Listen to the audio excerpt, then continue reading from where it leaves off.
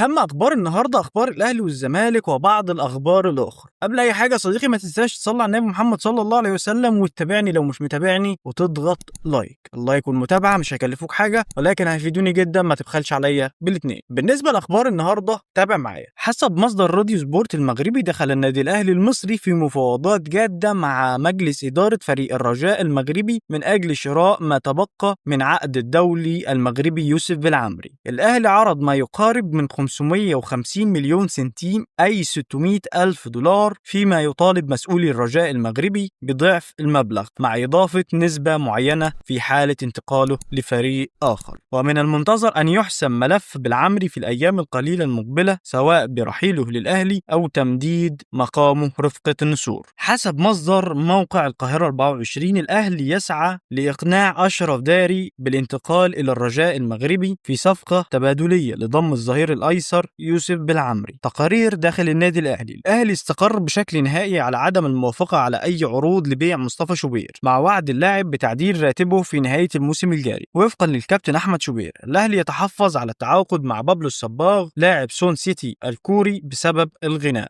تقارير عرض ليبي يقرب حسين الشحات من التجديد للأهلي. حسين الشحات اتفق مع الأهلي على التجديد لموسمين، لكن هناك اختلاف في المقابل المادي. الأهلي عرض على اللاعب راتب 20 مليون جنيه سنويا، ولكن اللاعب رفض. الشحات اقترح التجديد للأهلي مع الخروج معارا إلى الدوري الليبي لتعويضه ماديا والعودة للأهلي مرة أخرى، والنادي يدرس الأمر. تقارير داخل الزمالك يستعيد الونش ومحمد عواد في ميران اليوم بعد انتهاء المشاركة في معسكر منتخب العرب. تقارير الاتحاد السكندري يدخل في السباق على ضم ناصر منسي. موقع في الجول، محمد أشرف رؤى يتقدم بشكوى ضد الزمالك في الفيفا للحصول على مستحقاته المالية المتأخرة التي تبلغ 5 مليون و800 ألف جنيه بعد شكوى النادي في الاتحاد المصري. آخر خبر معانا النهاردة هو موعد ودية منتخبنا الوطني منتخب مصر ضد نيجيريا، هتكون يوم الثلاث الساعة 8 إن شاء الله في البروفا الأخيرة قبل السفر للمغرب والمشاركة في بطولة إفريقيا. بس كده صديقي، دي نهاية الأحداث ونهاية أخبار النهاردة. لو شايف إن أنت استفدت من الفيديو ما تنساش تتابعني، تضغط اللايك الجميل بتاعك. بس كده، قبل ما ننهي الفيديو ما تنساش تصلي على النبي محمد صلى الله عليه وسلم. سلام.